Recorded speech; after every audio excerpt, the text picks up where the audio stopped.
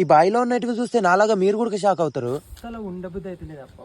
Welcome back to another video. ఇంత ఎండకి ఇంట్లో ఖాళీగా ఉండకుండా అలా పొలాల మధ్యలోకి వచ్చాము. మిట్ట మధ్యాహ్నం ఇలా ఎండకి ఎడ్డోలాగా పొలాల మధ్యలో తిరుగుతున్నాను. ఇంట్లో ఉన్న మా అమ్మగానే తెలిస్తే ఒంటి మీద ఉన్న గుడ్డ ముక్క జినిగేదాకా కొడుతుంది ఇంటికి వెళ్తే. ఇంకా నైస్ కి ఇక్కడికి వచ్చాక నాకు ఫస్ట్ రూమ్ అయితే కనబడ్డది. నాకు ఏదైనా సరే సీక్రెట్ రూమ్ కనబడ్డాయంటే తొంగి చూడడం అలవాటు. అలా తొంగి చూసినా కానీ నాకు అందులో ఏం కనబడలేదు.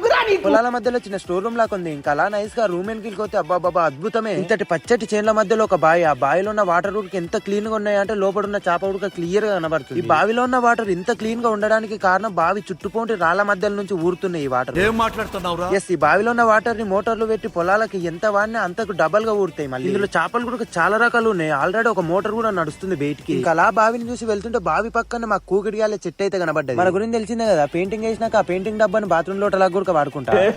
ఇంకా అలా కొన్ని కూకిడికాయలు తీసుకొని ఇంటికైతే వెళ్ళిపోయాను. ఈ కూకిడికాయలు ఏం చేస్తారో కామెంట్ చేయండి. వీడియో నచ్చినట్టు లైక్ చేసి ఇన్స్టాల్ అయితే ఫాలో కండి. యూట్యూబ్ లో అయితే సబ్స్క్రైబ్ చేసుకొని ఉంటా. మరి లవ్ యూ, బాయ్.